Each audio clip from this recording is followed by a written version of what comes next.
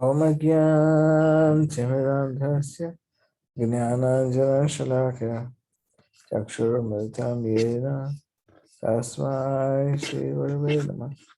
श्रीचैतन्यमनोभीष्टं स्थापितं येन भूतले स्वयं रूपा कदा मह्यं ददाति स्वपदान्तिकं। जय श्रीकृष्ण चैतन्य प्रभु नित्यानंद श्री अद्वैत गदाधर शिवासुरि गौर भक्तवृंद।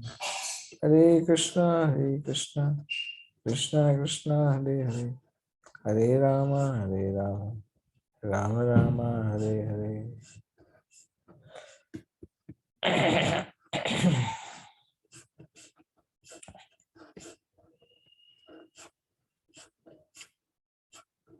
तो पिछली बार हम चर्चा कर रहे थे कि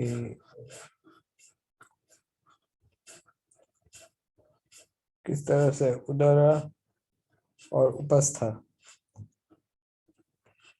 उदर और उपस्थ, उदर का अर्थ होता है भोजन की क्वांटिटी। तो हमें केवल उतना ही प्रसाद लेना चाहिए जितना कि हमारे बॉडी को रिक्वायर हो, उससे अधिक नहीं।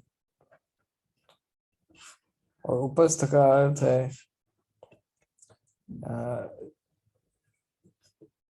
भौतिक शरीरों के प्रति आकर्षण, इंद्रिय भोग का। सो जैसे हमने पिछली बार आपको बताया था कि उपस्थ का वेग इतना प्रबल होता है कि हर एक व्यक्ति का सबसे बड़ा चुनौती यही होता है। कोई सोचेगा कि मैंने अपने मन पे अच्छा वश प्राप्त कर लिया है, लेकिन ये सब एक प्रकार का भ्रम है। कोई भी व्यक्ति चाहे कितना भी बड़ा संत हो, ऋषि हो, चाहे कितना भी बड़ा योगी हो, वो भी इस प्रकार के आकर्षण से मुक्त नहीं है। इसलिए हमें माया के प्रति ओवर कॉन्फिडेंस नहीं दिखाना चाहिए कि हम बहुत ज्यादा बलवान है या हमें अच्छी शक्ति है, हम मन को वश में कर सकते नहीं। प्रभुपाद कहते थे कि भक्ति का मार्ग स्वीकार करना इसका अर्थ होता है आप माया को चुनौती दे रहे हो, खुली चुनौती दे रहे हो। और माया के पास अनेक हथियार है आपको पराजित करने के लिए, जिसमें से उनका सबसे बड़ा हथियार है कनक और कामिनी। कनक और कामिनी का अर्थ है धन और स्त्री, या फिर धन और इंद्रिय भोग। तो इसलिए अगर कोई व्यक्ति अपने उपस्थ एक को वश में लाने में असफल हो जाता है तो उसकी समस्या होती है कि उसकी शुद्धता जो है, उसकी जो पवित्रता है, वो कमजोर हो जाती है। अगर आपका इंद्रिय भोग के प्रति आकर्षण बहुत तीव्र है तो आपके जो शब्द है प्रचार करोगे, उसका सामने वाले को प्रभाव नहीं रहेगा या फिर बहुत कम रहेगा। जितनी मात्रा में आपकी पवित्रता है उतनी मात्रा में आप प्रचार कर पाओगे। इस kind of empty bullets. Empty bullets का अर्थ होता है कि सामने वाले को इस पर इसका प्रभाव नहीं होगा।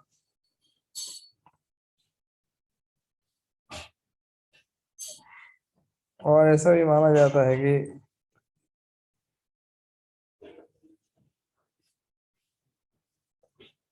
अगर आप पवित्रता का स्वीकार नहीं करते, आपका मन निरंतर इंद्रिय भोग के प्रति आकर्षित रहता है, तो क्या होता है इसका? कलयुग में एक ऐसा है कि आप मन से जो कर्म करते हैं उसका प्रभाव आपको इतना भुगतना नहीं पड़ता।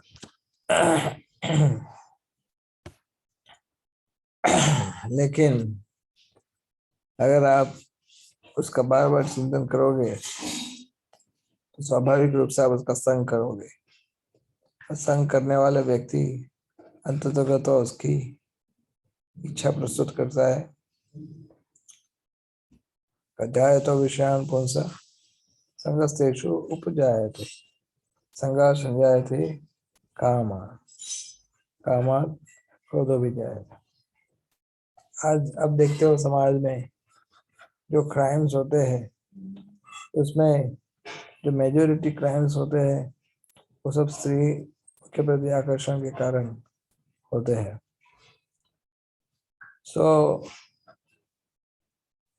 ऐसा भी लोग बोलते हैं कि हर एक सफल पुरुष के पीछे स्त्री का हाथ होता है। लेकिन कलयुग में आज थोड़ा थोड़ा प्रभाव जैसे बढ़ रहा है कलयुग का, जैसे हर एक क्राइम हर एक क्राइम तो नहीं बोल सकते, लेकिन अधिकतर क्राइम के पीछे ये पुरुष और स्त्री के आकर्षण का प्रश्न आ जाता है। सो Prabhupada, as I said earlier, Prabhupada कहते थे कि ये जो बड़ी बड़ी स्काई स्क्रैपर बिल्डिंग्स हैं और इतने बड़े बड़े शहर हैं, बड़ी बड़ी मोटर गाड़ी, ये लोग क्या करना चाहते हैं? प्रभुपाद कहते थे कि they just want to enjoy sex life, nothing else. उनका यही मतलब है।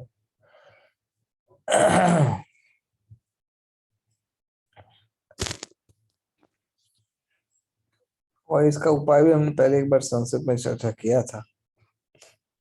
उपाय है कि हमें राधा कृष्ण का चिंतन और वृंदावन धाम का चिंतन, उनकी कथा, उनके महिमा, ये सबको ज्यादा सुनना चाहिए, पढ़ना चाहिए। ये हृदय को पवित्र करता है। लेकिन हमारा मन जो है वो निरंतर भागता रहता है, चाहे वो कितना भी आप आगे बढ़ जाओगे या पीछे रहोगे। मन जो है वो निरंतर आपका चिंता करता है इंद्रिय भोग के प्रति। जहाँ पर भी आप जाते हो, प्रचार करने जाओगे, कुछ लोग मुझे कह रहे थे कि मंदिरों में भी आजकल लोग ऐसे आते हैं, कुछ मंदिरों में तो कड़क नियम है कि आप ढंग से कपड़े पहन के नहीं आएंगे तो आपको मंदिर में प्रवेश नहीं मिलता है। जैसे हमारे मायापुर मंदिर में ये नियम है। सो पॉइंट इज कि सब जगह माया का वातावरण है। आप रास्ते सड़क पे जाओगे, बड़े बड़े बिल बोर्ड्स है। आप न्यूज़ मीडिया खोलोगे तो न्यूज़पेपर में बड़ी बड़ी एडवर्टाइजमेंट्स होती है। अगर आप कोई भी इंटरनेट मीडिया खोलोगे, जैसे आप सोशल मीडिया, इंस्टा, फेसबुक या फिर ट्विटर और एनीथिंग, सब जगह आपको आपको बहकाने वाले, आपको भ्रमित करने वाले ये पूरा प्रयास करते हैं माया। अब जहाँ जाओगे वहां पर आपको केवल यही चीज दिखाई देगा। इसको बोलते हैं मैथुन आगार। मैथुन आगार का अर्थ होता है कि पूरे वर्ल्ड, पूरे विश्व को, संसार को इसी एक ही वस्तु के कारण लोग इधर भागते घूमते हैं। Just want to satisfy their lust. So महाप्रभु चैतन्य चरितामृत में कहा गया है, जीवार लालसे जय इत्युति धाय, कृष्णोदर परायण कृष्ण नहीं पाए। जीवा की लालसा, अर्थात जैसे हमने पहले चर्चा किया था कि जो अपनी जीवा को वश में नहीं ला पाता वो इति उति धाय, जीवार लालच से इति उति धाय। इति उति का अर्थ होता है हियर एंड देयर, इधर भागता है उधर भागता है, जहाँ पर उसको अच्छा खाना मिलता है उधर चला जाता है। जैसे वो उसका पूरा फोकस रहता है कि अधिक अच्छा स्वादिष्ट खाना खाया, अधिक अच्छा स्वादिष्ट। तो जीवार लालच से जय इति उति धाय शिष्णोदर परायण। शिष्णोदर परायण का अर्थ होता है वो व्यक्ति परायण, अर्थात जैसे भगवान कहते हैं मत परायण, मेरे मेरे में मुझ में मन लगाओ, मेरे परायण हो जाओ, ऐसा भगवान कहते हैं मत परायण। तो ये शिष्णोदर परायण हो जाता है। शिष्णोदर परायण का अर्थ क्या होता है? शिष्ण का अर्थ होता है जेनिटल और उदर का अर्थ होता है स्टमक।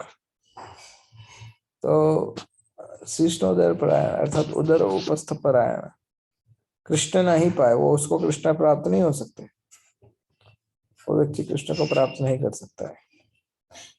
पाए कृष्ण नहीं पाए।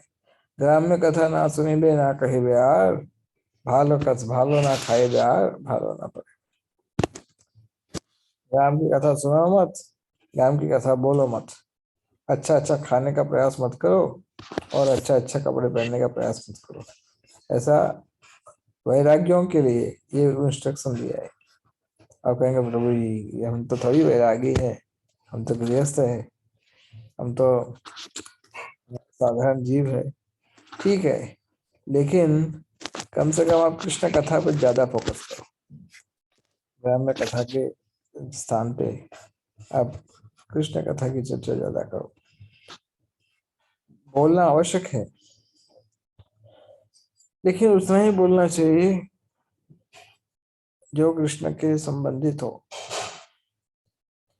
और इधर उधर बॉडी के मेंटेनेंस के लिए भी बोलना तो इम्पोर्टेंट है, जैसे रोज के जीवन में बोलना, लेकिन ज्यादा बकवास नहीं करना है फालतू का।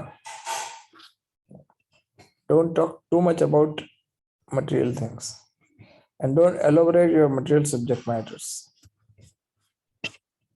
जब आप कभी मटेरियल सब्जेक्ट मैटर की चर्चा होती है तो उसको उसके अंदर घुस करके उसको विस्तार नहीं करना है। उसका जितना रिक्वायरमेंट है कम्युनिकेशन के लिए उतना कर दिया, और डिस्कस हुआ भी तो उसको लंबा डिस्कशन में नहीं जाना है।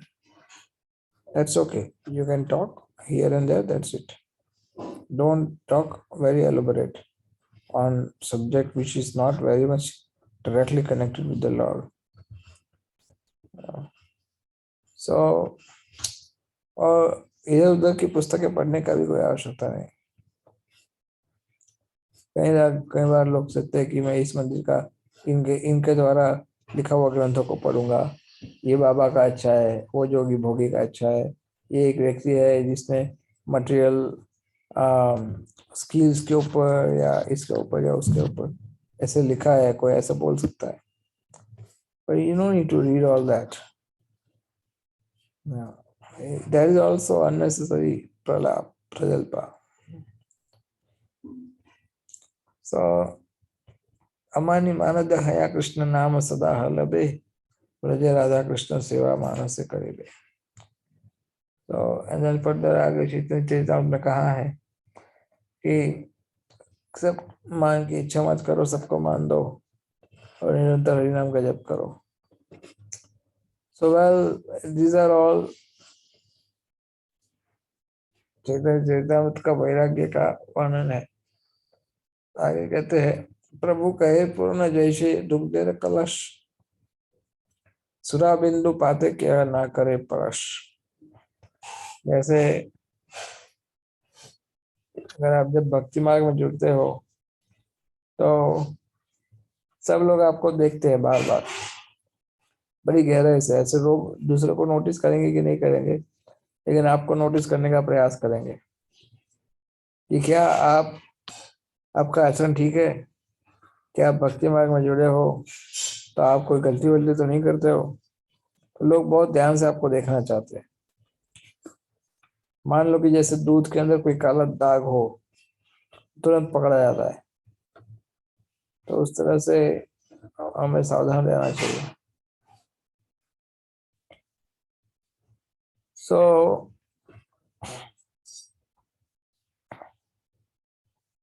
जैसे हमने पहले चर्चा किया था कि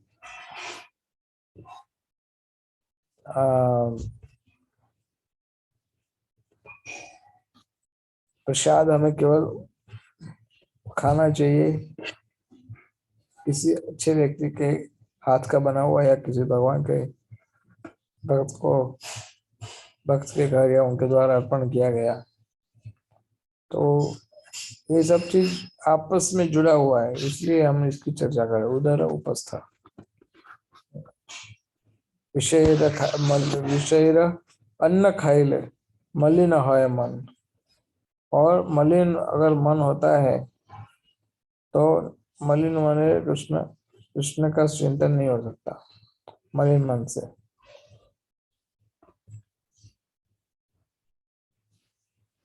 तो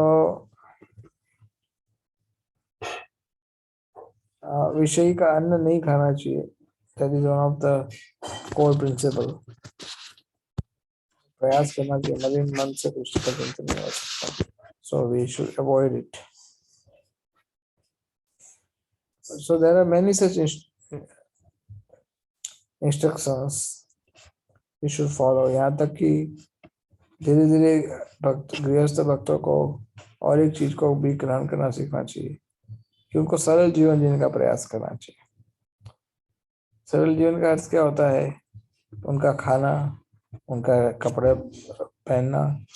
यहाँ तक कि मैं कोई कई गृहस्थ भक्तों को जानता हूँ जो पति और पत्नी अलग अलग कमरे में सोते हैं, और प्राय पति, कई भक्त ऐसे भी हमने देखे जो जमीन पे चटाई लगा कर सोते हैं।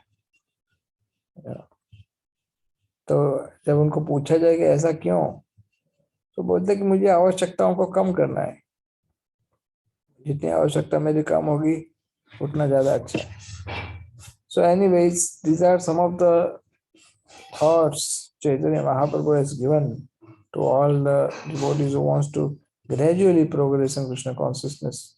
You can think on this. So what is इसका उपयोग, इसका हाउ टू कम, इसको ठीक कैसे किया जाए? ठीक करने का उपाय है कि भक्तों की संगति का लाभ उठाया जाए। अगर भक्तों के साथ संग करोगे तो स्वाभाविक रूप से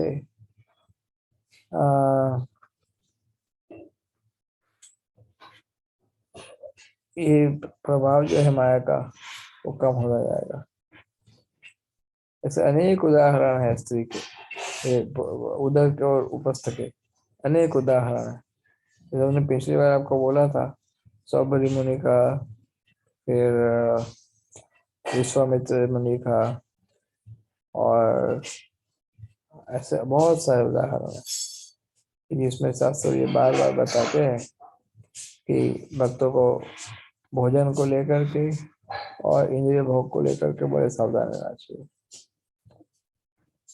महाप्रभु कहते हैं, आचार प्रचार नामेर करह दुई कार्य, तुम्हें सर्वगुरु तुम्हें जगत है आर्य। हम जिसका प्रचार करते हैं उसका आचार भी करना चाहिए, और जिसका आचार करते हैं उसका प्रचार भी करना चाहिए। तो दोनों ही कार्य तुम करते हो, इसलिए तुम सब जगत के गुरु हो और जगत के आर्य। प्रभु कहे, वैष्णव देह प्राकृत कबू नय, अप्राकृत देह भक्त चिदानंदमय। महाप्रभु कहते हैं कि भगवान के जो भक्त होते हैं उनका शरीर भौतिक शरीर नहीं होता, इसलिए वो आध्यात्मिक शरीर है। लेकिन ये तब होता है जब आप आचरण आपका शुद्ध है। ब्रह्मा जी भी इतने बड़े शुद्ध व्यक्ति है। ब्रह्मा जी भी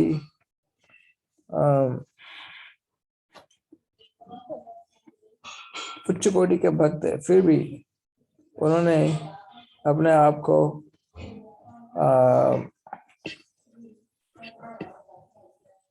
थोड़ा सा उन्होंने अपने आप को डील किया। जैसे वो उनकी खुद की बेटी संध्या थी, उनसे वो आकर्षित हो गए। तो हम ये इसलिए बता रहे हैं आपको बार बार कि अगर आप आचरण ठीक नहीं है, आपका अगर आपका व्यवहार ठीक नहीं है, अगर आप अपने मन को वश में नहीं ला सकते हो, तो स्वाभाविक है कि आप यदि भी ब्रह्मा जी के आसन पर हो फिर भी आप आकर्षित हो सकते हो माया से। तो भगवान के भक्त यदि भी भौतिक शरीर धारण नहीं करते, उनका शरीर आध्यात्मिक हो जाता है। इसलिए जैसे प्रभुपाद जी बताते हैं कि अजामिल एक थोड़ा सा देख करके आकर्षित हो गए थे, एक दृश्य देख करके, लेकिन मेरे ब्रह्मचारी वो न्यूयॉर्क की गलियों में घूमते हैं। न्यूयॉर्क जैसे देशों, न्यूयॉर्क जैसे शहरों में, आई डोंट नो इधर आपने कभी इसका ऐसा कोई अनुभव किया है, न्यूयॉर्क है या फिर बॉम्बे है, इसे वहां पर माया का प्रभाव ज्यादा है। वहां पर आप अगर खुली सड़कों में जाते हो तो आप जितना कंफर्टेबल है अहमदाबाद में, उतना कंफर्टेबल उधर नहीं हो सकता, क्योंकि वहां पर बहुत सारे माया के बहुत सारे प्रभाव है।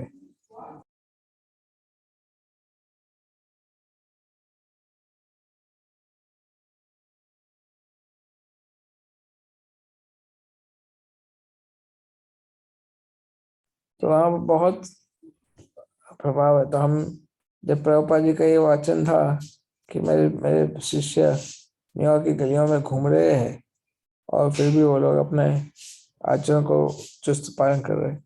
हम लोग जब न्यूयॉर्क की गलियों में घूम रहे थे तो हमने खुद अपने आप से अनुभव किया कि प्रभुपाद जी कितना स्पष्ट बता रहे हैं, कितना सही बता रहे हैं कि अगर कोई व्यक्ति चैतन्य महाप्रभु की शिक्षाओं के आधार पर चलता है तो वो अपने आप को माया से बचा के रख सकता है।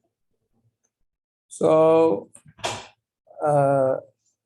ये सोचना बिल्कुल गलत है कि मैं वरिष्ठ बन जाऊंगा, अगर मैं दीक्षा ग्रहण कर लूंगा, सेकेंड इनिशिएशन ले लूंगा, तो मैं फिर माया से प्रभावित होना बंद हो जाएगा। बिल्कुल नहीं। आप अभी जो माया का प्रभाव देख रहे हो ना, दीक्षा लेने के बाद माया का प्रभाव और ज्यादा आपको सामना करना पड़ेगा। आपको लगा हाय हाय तो मुझे दीक्षा लेनी ही नहीं है। नहीं, स्वाभाविक है।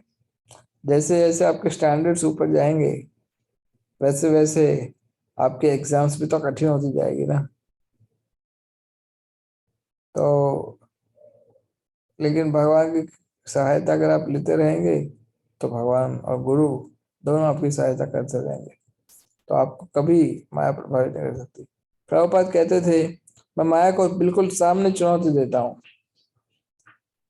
कि वो मेरा कुछ नहीं बिगाड़ सकती।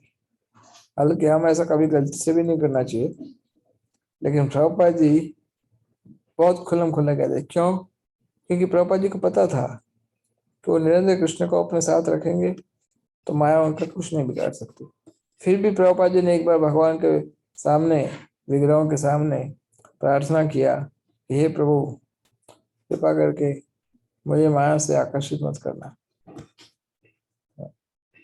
तो इसका अर्थ है कि हमारे पास अनेक उदाहरण है कि बड़े बड़े लोग भी आकर्षित। ब्रह्मा जी ब्रह्मा जी के विषय में कहा जाता है कि वो संध्या अपनी बेटी से आकर्षित हो गए थे और उसके कारण फिर उनके बेटे लोगों, उनके पोते उनको उनके पर हंसने लगे सब। तो ब्रह्मा जी ने फिर उनको श्राप दे दिया। ऐसा कथा आता है ब्रह्मा जी के विषय में। शिव जी शिव जी भी आकर्षित हो गए थे पार्वती देवी से और मोहिनी मूर्ति से। मोहिनी मूर्ति जो है वो भगवान का स्वरूप है, लेकिन फिर भी भगवान वो शिव जी आकर्षित हुए थे। और वहीं से तो फिर ये जो कुंभ मेला होता है उसका कथा उससे जुड़ा हुआ है, मोहिनी मूर्ति के अवतार से। तो चाहे ब्रह्मा जी हो, शिव जी हो, इंद्र तो आए दिन आकर्षित हो जाता है। इंद्र के तो हिस्ट्री बहुत अलग है। फिर बड़े बड़े ऋषि वो आकर्षित हो जाते हैं। जैसे हमने बताया आपको, विश्वामित्र, सौबरी मुनि, ये सारे ऐसे लोग हैं कि जिन्होंने बहुत तपस्या की थी, बहुत योग साधना की थी, फिर भी वो आकर्षित हो गए। इतना ही नहीं, और पुराणों में कथा आती है कि सूर्य का देव, सूर्यदेव, इस सूर्यदेव जो है वो भी आकर्षित हो गए थे उनके उनके सारथी का कथा है पूरा। ये एक बार हमने, पता नहीं आप लोग को कभी चर्चा किया है कि नहीं, ये जाम्बवान, जाम्बवान का जन्म हुआ था शायद। यस, जाम्बवान, जाम्बवान सूर्य पुत्र है शायद। सो महाप्रभु कहते हैं कि केवल सुनने मात्र से, महाप्रभु तो किसी लड़की के द्वारा गाया हुआ कीर्तन भी नहीं सुनते थे। ये सन्यासी का धर्म है। तो कहने का अर्थ है कि हमें नियमों का चुस्त पालन करना चाहिए। गृहस्थ जीवन में भी रहते हो तो शास्त्र के नियमों के अधीन रहने के करना, जीवन जीना चाहिए। शास्त्र के नियम बनाए हैं आपके हित के लिए, आपके भले के लिए। धीरे धीरे धीरे 3 आश्रम जो है, उसमें 4 आश्रम जो है, उसमें से 3 आश्रम, ब्रह्मचारी, वानप्रस्थ और संन्यास, ये 3 आश्रम आपको ये शिक्षा देते हैं कि आप इंद्रिय भोग से दूर रहो। केवल गृहस्थ आश्रम में लाइसेंस मिलता है आपको। लाइसेंस का अर्थ ये नहीं होता है कि आप जैसे मन में आए वैसे गाड़ी चलाओ। लाइसेंस का अर्थ क्या होता है कि सरकार के जो नियम है वो नियमों के अधीन होकर के गाड़ी चलाओ।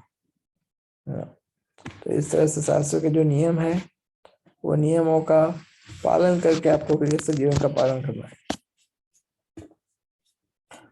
सो ये उदर उपस्थ, उसका हमें चुस्त पालन करना चाहिए। सो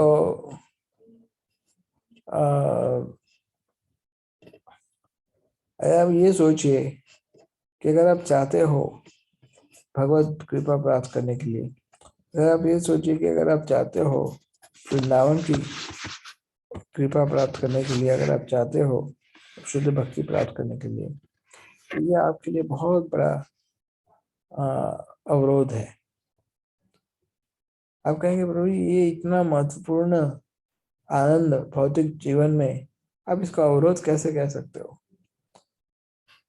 तो जब प्रभुपाद जी के गुरु भाई विदेश में थे, भक्तिदान सरस्वती ठाकुर के आज्ञापालन लंदन में गए थे, जब उन्होंने प्रचार करने का प्रयास किया लंदन या जर्मनी, तो प्रयास किया, उन्होंने पूछा, उन्होंने बोला आपको 4 नियम का पालन करना पड़ेगा।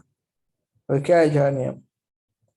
बोले मांसाहार नहीं, जुआ नहीं, नशा नहीं, व्यभिचार नहीं, पर स्त्री का, पर पुरुष का संबंध नहीं। तो बोले असंभव, बोले इसके अतिरिक्त इसके बाहर कोई जीवन भी होता है क्या? ये तो हमारे कोर इंग्रेडिएंट्स है हमारे जीवन के। ये 4 चीज के बिना तो हमारा जीवन अधूरा हो जाता है। और ये बात हम बता रहे हैं आपको 50 साल पहले की, 50 ना, उससे ज्यादा। और आज के समय में आप क्या उम्मीद रखते हो? आज शायद भारत में ऐसा सिचुएशन आ रहा है ना? ये 4 चीज के बिना व्यक्ति जीवित रह सकता है, ऐसा बड़ा मुश्किल है देखने में, सुनने में। अब कहें प्रभु इतना तो आसान है, करना क्या है? जुआ तो हम कभी बचपन में भी नहीं खेले, अभी भी नहीं खेले। मांसाहार तो हम ब्राह्मण फैमिली से कहे, कुछ लोग कहते हैं हम लोग मांसाहार तो कभी छुए नहीं। नशा में तो हम चाय कॉफी कहते, कोई नशा करता नहीं, पान बीड़ी तंबाकू की आदत नहीं। और पर स्त्री पर पुरुष का संबंध, बोले हमारे बचपन हमारे घर के संस्कार ही नहीं है ऐसे, हमारे तो अच्छे घर के लोग हैं हम तो हमारे जैसे संस्कार ही नहीं है। हाँ, लेकिन ये जो बातें हम सुन रहे हैं, ये अभी धीरे धीरे धीरे इसमें कलयुग का प्रवेश होने लगा है, और इसलिए लोग अंडे को वेजिटेरियन मानते हैं।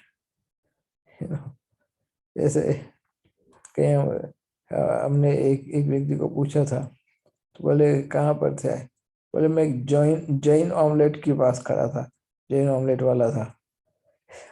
मैंने कहा जैन ऑमलेट क्या होता है? So this is what the situation is. They don't consider. I never knew कि मांस खाने के लिए और अंडे खाने के लिए एडवर्टाइजमेंट्स दी जाएगी। आजकल सब जगह एडवर्टाइजमेंट्स आने लगी है कि मांस खाना चाहिए, अंडे खाने चाहिए। So this is so ridiculous. Such a ये कितना डिग्रेडेशन है। तो मांसाहार, कोई कहेगा कि जुआ, आप देखिए आज लोग इतना सट्टा खेलते हैं, चाहे आईपीएल हो, कोई भी क्रिकेट गेम हो, या फिर पॉलिटिकल पार्टी का चुनाव हो, ये लोग इतना एक्टिव होते सट्टे में। आई डोंट नो, आपको सब अंदाज तो होगा ही कि लोग कितना सट्टा खेलते हैं, और जुआ ही है सट्टा। फिर नशा, आज का ये हेडलाइन है कुछ न्यूज़पेपर में कि बहुत सारे लोग अच्छे खानदान के सब नशे में पकड़े गए, और यहाँ तक कि अच्छे अच्छे घर की पढ़ी लिखी लड़कियां, जो कि बड़े माँ बाप ने उनके बड़े सपने रखे थे कि बड़ी होगी अच्छे खानदान की लड़की, लेकिन सब ड्रग्स के अंदर फंस गए। बड़े बड़े फिल्मी सेलिब्रिटीज भी इसके अंदर शिकार हो जाते हैं। और हमने जैसे सुना है कि गुजरात में बहुत ड्रग्स आ रहा है आजकल। सो आई डोंट नो दैट कि क्या रियलिटी है, लेकिन लोग क्यों कर रहे हैं नशा का सेवन? सोच रहे हैं कि विल ऑलवेज रिमेन हाई, हम बहुत प्रसन्न रहना चाहते हैं, क्योंकि संसार में हर जगह उनको केवल दुख ही दुख प्राप्त हो रहा है, फ्रस्ट्रेशन ही प्राप्त हो रहा है, और इसलिए वो प्रसन्न रहने के लिए ड्रग्स, कुछ लोग प्रसन्न रहने के लिए, कुछ लोग इंद्रिय भोग को बढ़ाने के लिए, या कुछ लोग अलग अलग दिखाने के लिए, लोगों को दिखाने के लिए ड्रग्स का पालन करते हैं, सेवन करते हैं। तो ये एक हमारी जो आज की करंट जनरेशन है, नई जनरेशन, ये जनरेशन के लिए एक बहुत बड़ी चुनौती है कि ड्रग्स के बच्चों को कैसे बचाया जाए, खास करके स्कूल कॉलेज से बच्चों को कैसे उससे मुक्त किया जाए। आई डोंट नो, लेकिन हम लोगों ने कहीं इस प्रकार के प्रोग्राम अटेंड किए हैं। जो हमारे मित्र थे, वो ये नारकोटिक्स के गुजरात के हेड थे, जो गवर्नमेंट डिपार्टमेंट है, तो वो मुझे बता रहे थे कि ये आपको अंदाजा नहीं है लोग कितने ड्रग्स ले रहे हैं। गुजरात में तो फिर भी कम है, लेकिन बॉम्बे दिल्ली इतना बुरा हाल है कि आप अंदाजा भी नहीं लगा सकते। तो ये लोग क्या करेंगे? तो ये तो नियम का भंग हो ही रहा है, नशा कर ही रहे हैं। और पर स्त्री पर पुरुष का मैरिज के आगे एक्स्ट्रा मैरिटल अफेयर्स। तो कई लोगों ने मुझे ये सूचना दी थी कि आजकल ये एक्स्ट्रा मैरिटल अफेयर्स जो है वो कॉमन बन चुका है। वो लोग सोचते हैं कि इसमें कुछ बुराई नहीं है, इसमें क्या बुराई है। और ख़ास करके जो कॉरपोरेट वर्ल्ड होता है, हमने तो सुना है कि उसमें लोगों का स्टैंडर्ड इतना गिर गया है कि आप अंदाज भी नहीं लगा सकते। आपको लगेगा कि ये लोग कैसा जीवन जी रहे हैं, ये तो बिल्कुल कुत्ते बिल्लियों जैसा जीवन है। तो बिल्कुल वास्तविकता यही है कि लोग धीरे धीरे धीरे धीरे पाप के प्रति इतने आकर्षित हो रहे हैं, इतने आकर्षित हो रहे हैं। और अभी तो कलयुग की शुरुआत है। 4 लाख 32,000 साल का ये आयुष्य है कलयुग का, और हम तो केवल शुरुआत के 5,000 साल में है। और अभी तो गोल्डन पीरियड आना बाकी है चैतन्य महाप्रभु की कृपा का, जिसमें हर एक व्यक्ति चैतन्य महाप्रभु से जुड़कर के हरे कृष्ण कीर्तन करने वाला है। हर एक व्यक्ति, majority of the world population will be chanting Hare Krishna. पृथ्वी त्याग जता नगराधिग्राम सर्वत्र प्रचार हो मोर नाम। सारे पृथ्वी में जितने भी गांव और नगर है, सब जगह मेरे नाम का प्रचार होगा। तो ये होगा एक दिन, ये अवश्य होगा। लेकिन हम इतनी शुरुआत में ये सिचुएशन आ गई है, तो आप सोचिए कि कलयुग कितना भयानक होगा आगे, है ना। तो इसलिए ये हम इसलिए आपको बता रहे थे कि दिन ब दिन जो है स्थिति जो है वो बिगड़ती जा रही है। इसलिए हमें मन को इधर उधर नहीं भागने देना चाहिए, मन को कृष्ण की सेवा में लगा के रखना चाहिए। गवर्नमेंट आपको सहाय करे कि ना करे, आपके सोसाइटी आपको सहाय करे कि ना करे, आपके फैमिलीज अर्थात परिवार के सदस्य आपकी सहाय करे कि ना करे, आपको खुद की सहायता करनी पड़ेगी। किस तरह से आप मन को इन चीज़ों से प्रभावित होने से बचाओ। और इसके लिए जनरली मन तभी खराब होता है जब मन के पास कुछ मसाला आता है सोचने के लिए। मन को मसाला मत दो। अगर अब मसाला मन को मिलेगा तो उसका चिंतन करेगा, उसका चिंतन करेगा, उससे इच्छा प्रकट होएगी, और फिर उस इच्छा को पूरी करने के लिए मन आपको दूसरे मार्ग पे ले जाएगा। इसलिए मन को मसाला देना बंद कर दो। अभी आप ये बताने की आवश्यकता तो नहीं है कि आपके मन को मसाला कहाँ से मिलता है, ये तो आप खुद जानते हो कि आपको मन को मसाला कहाँ से मिलता है। चाहे आप टीवी देख लो, चाहे आपके पड़ोसियों के साथ गोसेप मार लो, या कुछ लोग घंटे घंटे फोन पे बातें करते हैं, या फिर न्यूज मोबाइल व्हाटएवर, तो आपको खुद को पता है कि ये सारा मसाला कहाँ से आ रहा है। तो वो मसाला कम होगा तो स्वाभाविक रूप से मन के पास सोचने के लिए समझ कम होगा चीज। कुछ लोग हमारे कुछ समय पहले एक भक्त बता रहे थे, हम ये बताना चाहते हैं, हम वो बता। मैंने कहा कि मन ऑलरेडी भरा पड़ा होता है, तो हमारे लिए कृष्ण के चिंतन करने का समय नहीं मिल रहा है, तो हम आपकी बातों को सुनेंगे तो इससे हमें क्या लाभ मिलेगा। तो कृष्ण का चिंतन करने के लिए हमारे मन ऑलरेडी परेशान है कि हम भगवान का चिंतन नहीं कर पा रहे, तो और हम और मसाले इकट्ठा करेंगे तो कैसे कृष्ण का चिंतन कर पाओगे आप। आप सोचिए कितना आसान है कृष्ण भक्ति। कुछ नहीं करना है, केवल कृष्ण का चिंतन करना है। इतना आसान है, फिर भी हम नहीं कर पाते, कुछ भी नहीं कर पाते। इतनी छोटी सी बात, कृष्ण का चिंतन करने के लिए हमें नवदा भक्ति, 4:30 बजे मंगला आरती करना पड़ता है, 16 माला जप करना पड़ता है, मॉर्निंग प्रोग्राम करना पड़ता है, प्रसाद खाना, सब बहुत कितना सारा करना पड़ता है, just for one small thing, क्या, कृष्ण का चिंतन करने के लिए। और हम वही नहीं कर पा रहे, बाकी सब कुछ कर सकते, भगवान का चिंतन नहीं कर पा रहे। और कितना आसान है। और ऐसा तो है नहीं कि भगवान जैसे बहुत दूर अनजान कोई व्यक्ति, ऐसा तो है नहीं। उनकी कथाएं आपके सामने है, उनका गुणगान आपके सामने है, उनका नाम आप बोल सकते हो, उनके भक्त आपके साथ चर्चा करते हैं। इतना सारा होने के बाद भी आपके घर में उनका फोटो है, उनके विग्रह है, उनकी पूजा कर सकते हो, उनको भोग लगा सकते हो, इतना सब कुछ है, फिर भी चिंतन नहीं कर पा रहे भगवान का। बस इतनी छोटी सी बात है, अगर इतना अगर हम कर लेते हैं तो हमारा लाइफ सफल हो जाता है। This small thing we have to do. आप सोचिए कि अगर आप कृष्ण चिंतन करोगे, कृष्ण कथा करोगे, भक्तों की संगति का लाभ उठाओगे, शास्त्रों को पढ़ोगे, तो ये उदर और उपस्थ का जो वेग है वो आपको परेशान नहीं करेगा।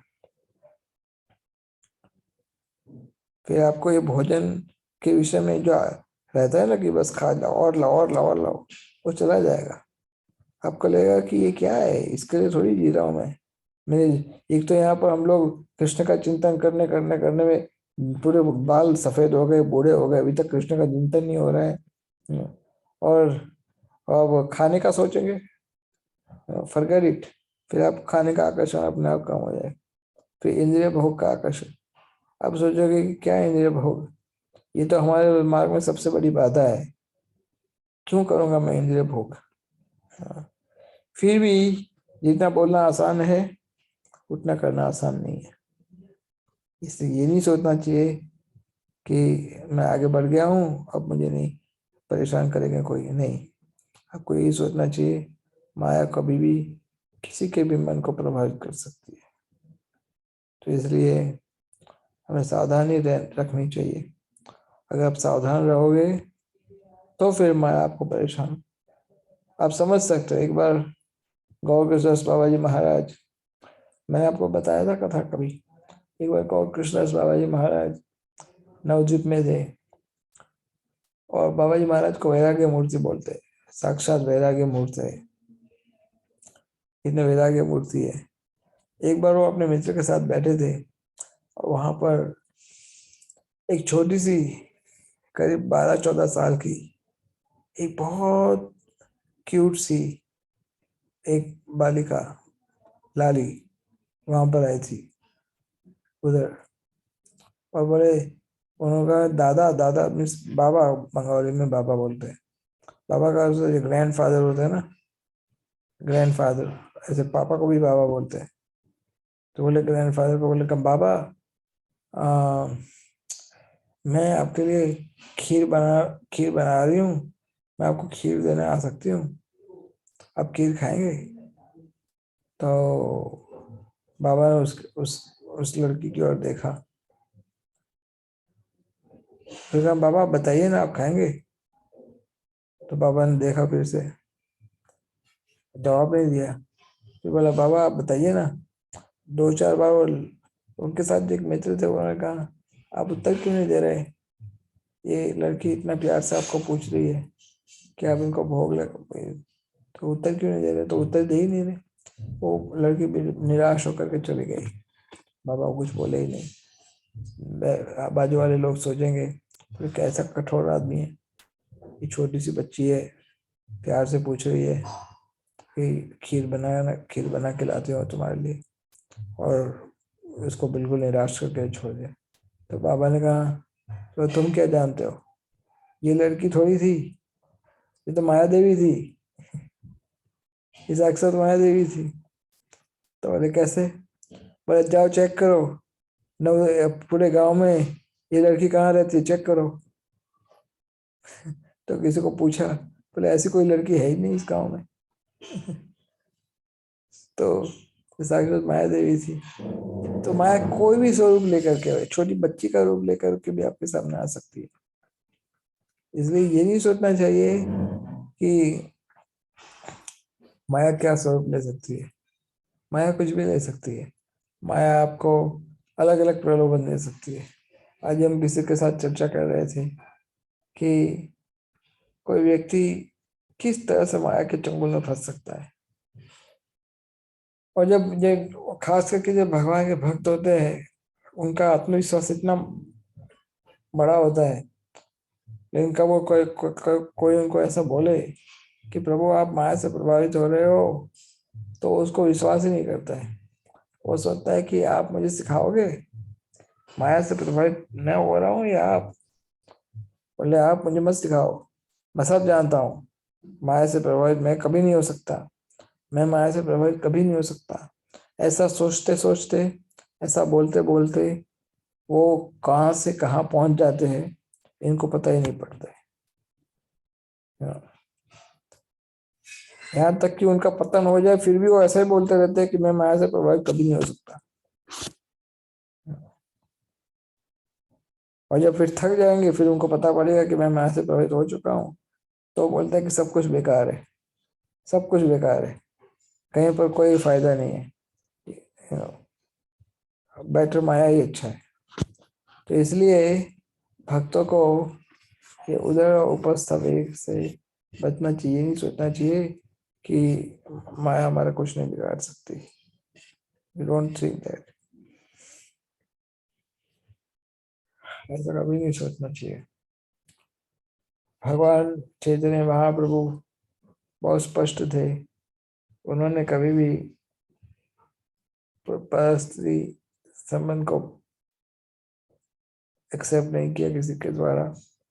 कृष्ण 16,108 उनकी रानियां थी, लेकिन धर्म का पालन में एकदम चुस्त थे। कोई कहेगा उनकी बहुत सारी गोपियां भी तो थी, लेकिन वो सारी अपनी शक्ति थी भगवान की, वो उनकी शक्तियां है, वो कोई दूसरे कोई व्यक्ति नहीं थे। तो भगवान का कभी भी नकल नहीं हो सकता। हमारा प्रयास यही होना चाहिए कि हम केवल कृष्ण की इच्छाओं को फॉलो करेंगे, कृष्ण के आदेशों का पालन करेंगे, और उनको प्रसन्न करने के लिए जो कीमत चुकानी पड़े वो कीमत चुकाने के लिए हमें तैयार होना चाहिए, जो भी कीमत चुकानी पड़े। अगर आप शुद्ध होएंगे तो कृष्ण आपको पसंद करेंगे, अगर आप शुद्ध नहीं होएंगे तो कृष्ण केवल आपके साथ उतना ही व्यवहार करेंगे जितने कि आप लायक हो। सो आज एक भक्त मुझे बता रहे थे कि Krishna is the most interacting personality, and when he does not interact with you, there is also his interaction with you. So one must take it seriously.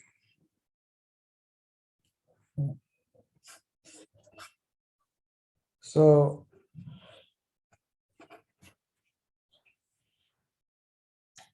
we should try to give up our faulty desires. भक्तों के विषय में कहा, भक्ति के विषय में कहा गया है, अन्य विलासिता शून्यम ज्ञान कर्मादिनावृतम। अन्य विलासिता शून्यम, दूसरी सारी भौतिक इच्छाओं को हमें शून्य करना है, अर्थात आल ना करिए मन आशा। गुरु जो बोलते हैं उसको फॉलो करना है, उसके अतिरिक्त और कोई इच्छा नहीं प्रस्तुत करनी चाहिए। अगर आप कोई और इच्छा प्रस्तुत करोगे तो उसकी कीमत चुकानी पड़ती है फिर आपको, और उसका आपको कष्ट भुगतना पड़ता है। इसलिए और आल ना करिए मन आशा, और कोई इच्छा मत करो। और अगर आप इसका चुस्त रूप से पालन करते हैं तो यस्य प्रसादात् भगवत प्रसाद हो।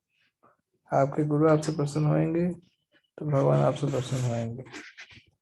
भगवान प्रसन्न, गुरु प्रसन्न, इसका अर्थ है भक्तिविनोद ठाकुर प्रसन्न होंगे, प्रभुपाद जी प्रसन्न होंगे, भक्ति सिद्धांत सरस्वती, श्री गोस्वामी प्रसन्न होंगे, गुरु परंपरा के सभी आचार्य प्रसन्न होंगे। सबके सब प्रसन्न होंगे तो आप तो वृंदावन की कृष्ण भक्ति में स्थान प्राप्त होने का चांसेस है। तो इसलिए हमें प्रयास करना चाहिए कि आप शुद्ध भक्तों को कष्ट नहीं दे और उनकी इच्छाओं को रिस्पेक्ट करके उनकी सेवा करें। So you can stop now. First श्लोक हम यहाँ पर पूरा करते हैं एक रूप से। यहाँ पर एक चीज आगे कही गई इस श्लोक में कि अगर ऐसा कोई व्यक्ति करता है तो सारी सृष्टि में वो गुरु बनाने के लिए योग्य बन जाता है, गुरु बनने के लिए, अर्थात वो गुरु बनने के योग्य है, सारी पृथ्वी पर वो शिष्य बना सकता है।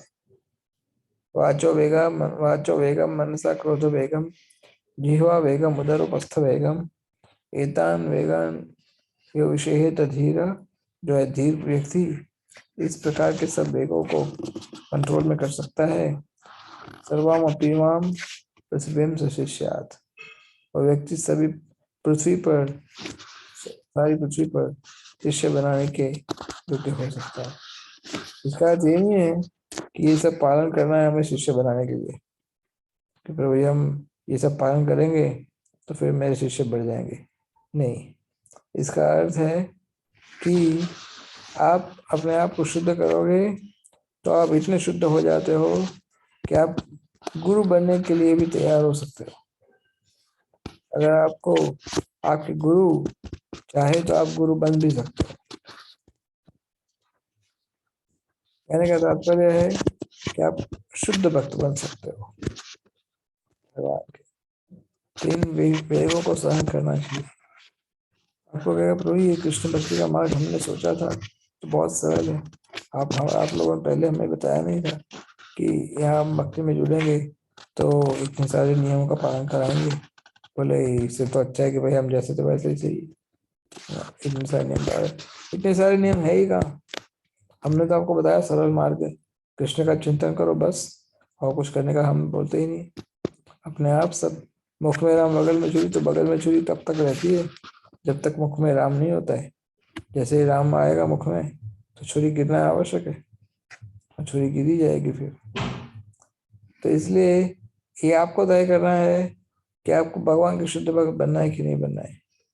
अगर आप चाहते हो कि भगवान के शुद्ध भक्त बनना है तो हमें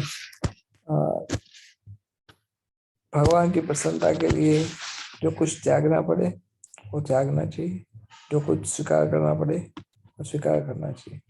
और भगवान तो आपको ऐसी कोई बड़ी तपस्या तो करने को बोलते नहीं कि आप जंगल में चले जाओ, केवल फल खाओ, पत्ते खाओ, सूखे पत्ते खाओ। भगवान ऐसा थोड़ी बोल रहे आपको, कपड़े नहीं पहन सकते आपको पेड़ के नीचे रहने का, ऐसा थोड़ी बोलते। भगवान तो कहते हैं कि आप जो जहाँ पर हो आप वहीं पर रहो, लेकिन केवल मेरे विषय में चिंतन करो, बस मेरी सेवा करो, मेरे विषय में कथा सुनो। और जो जो जो चीज तुम्हारी भक्ति में अवरोध है, बाधा है, जो चीज फेवरेबल नहीं है कृष्ण भक्ति की, उसको छोड़ो। सब कुछ नहीं, जो फेवरेबल नहीं उसको छोड़ो। तो उतना तो आप कर ही सकते हैं, इसमें कोई मुश्किल नहीं है। So anyway we stop. Any question? किसी को प्रश्न तो पूछिए। Yes Prabhu ji, I have 2 questions. पहला तो ये है कि जैसे कि कुछ लोग बोलते हैं कि नॉन वेजिटेरियन खा लो, अगर सपोज करो कभी तबीयत ठीक नहीं है तो कोई इंसिस्ट कर सकता है नॉन वेजिटेरियन खा लो, नहीं तो टैबलेट में भी तो वही होता है जो नॉन वेज में होता है, तो it's better to eat direct non veg than to have tablets. तो ऐसे लोगों को किस तरह से हैंडल करना चाहिए? You answer this question and then I will ask the next question Prabhu.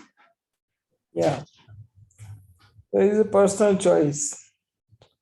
You can tell that this is a personal choice कि I want to die or I want to take medicine. I would prefer dying than to take medicine. This is one thing. Second thing is, मैंने कई allopathy doctors के साथ इसके विषय में चर्चा कर चुका हूँ कि जब कुछ ऐसी दवाइयाँ होती है जिसमें नॉनवेज होता है, खास करके ऑर्थोपेडिक डॉक्टर्स बताते हैं, तो बताते उनकी दवाइयों में तो हमेशा वो ऑल्टरनेट मेडिसिन देते ही है। जब भी हम उनको बोलते हैं कि इसका ऑल्टरनेट मेडिसिन मिल सकता है तो ऑल्टरनेट मेडिसिन वो देते ही है। और कभी कुछ ऐसा ऐसा भी हुआ है कि हमने पूछा तो बोला इसका ऑल्टरनेट मेडिसिन नहीं है, तो फिर हम उनको पूछते हैं कि क्या अगर ये हम नहीं लेंगे तो हमारा ठीक नहीं होगा? तो बोले नहीं, ऐसा भी नहीं है, आप इसके अतिरिक्त कुछ दवाइयाँ हैं मैं आपको दे रहा हूँ, वो ठीक हो सकता है उसमें भी, ये ज़्यादा इफेक्टिव है इसलिए हम ये देते हैं, ऐसा बोलते हैं। लेकिन मेडिकल साइंस जो है वो रोज चेंज होता रहता है, इसलिए डॉक्टर को भी पता है कि जो लोग धर्म का पालन कर रहे हैं उनको ज़्यादा फोर्स नहीं करना चाहिए, वो लोग भी समझते हैं इसको। एक वक्त ने उन्हें कहा था कि उनको डॉक्टर ने बोला है कि हमें ओनियन गार्लिक खाना चाहिए, या तो दवाई के लिए खाना चाहिए तो अलग वस्तु है, लेकिन इसके ऑल्टरनेटिव्स होते ही है, सबके ऑल्टरनेटिव्स होते ही है। सो आयुर्वेद में भी है सबके ऑल्टरनेटिव्स। सो ऐसा है ही नहीं कि इसके अतिरिक्त कोई दवाई नहीं है। So we can avoid that. And कोई व्यक्ति हमें फोर्स थोड़ी कर सकता है कि आपको ये दवाई लेनी पड़ेगी।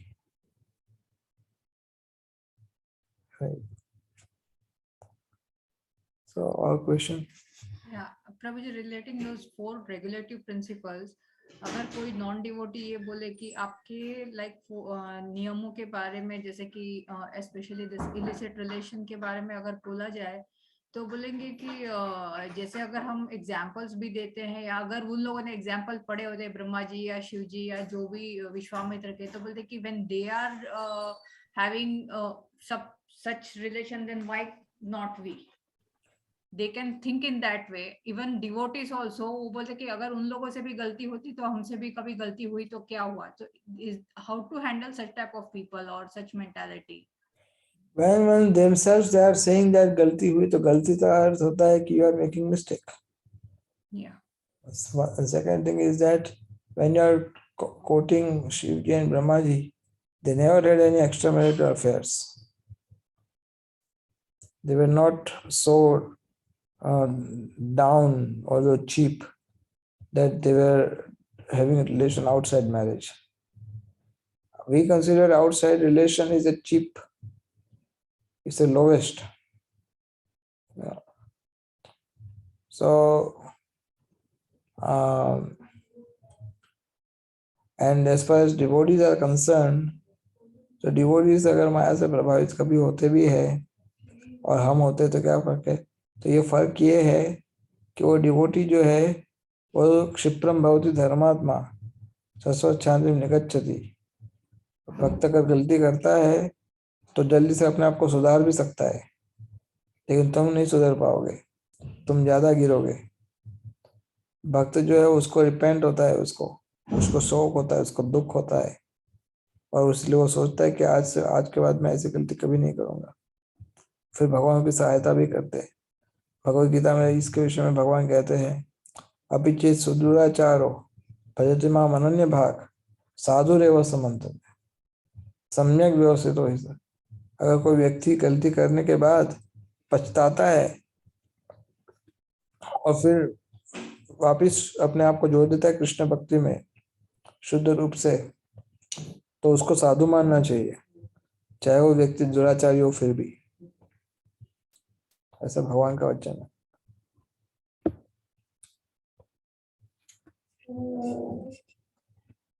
Okay, one more question. According to Krishna, we are Jivatma. There is no difference in male and female. Why is that difference is there in society, and this society is women differently? Well, society is not treating us differently. We are treating ourselves differently. हम ऐसा सोचते हैं कि हम पुरुष है या स्त्री है। हम अगर ये सोचेंगे कि मैं तो केवल कृष्ण का दास या दासी हूँ, और इस भाव से अगर हम अपने आप को स्थिर कर लेते हैं, तो हमारी चेतना शुद्ध हो जाती है, कृष्ण चेतना शुद्ध हो जाती है।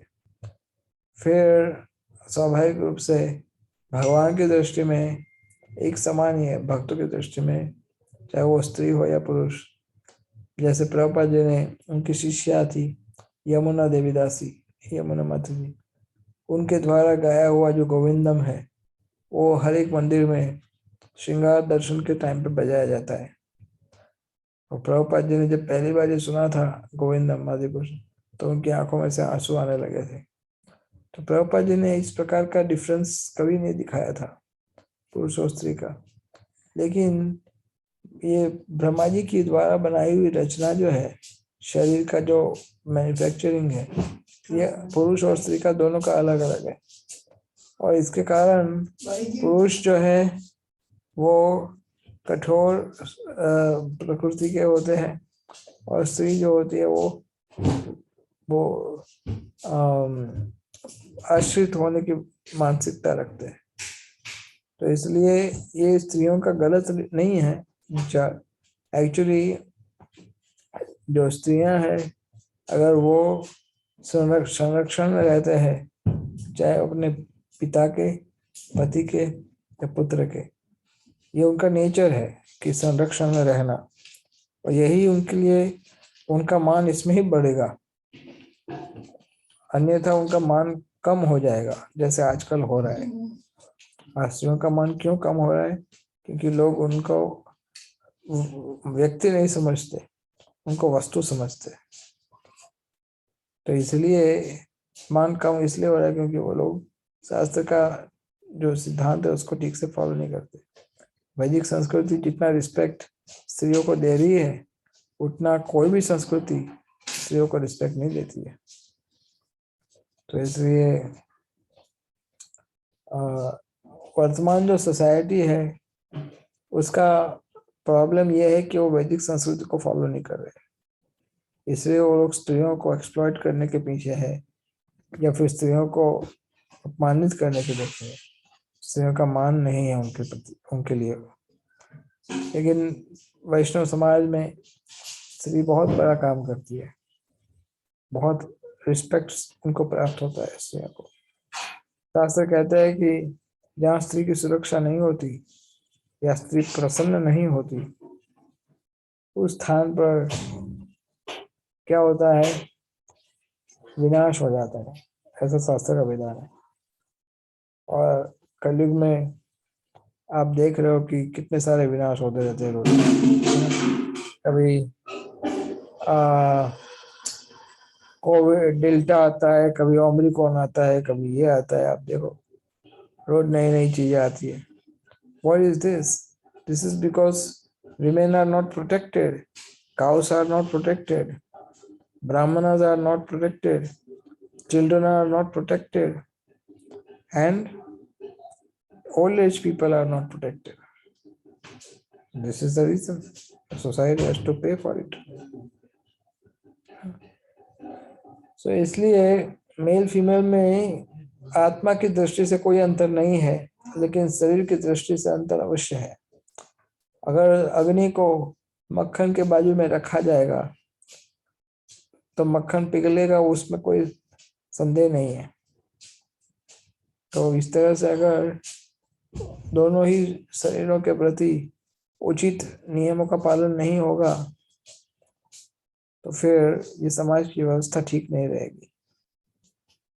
इसलिए दोनों को अपने अपने मर्यादाओं में रह करके जो शास्त्र के नियम बनाए हैं उसका पालन करना आवश्यक है। Is that answers?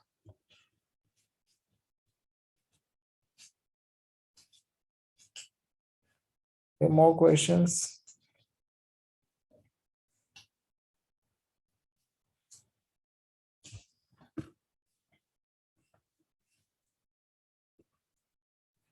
No questions. Okay, so can we stop? Next time we'll discuss text number 2. Hare Krishna.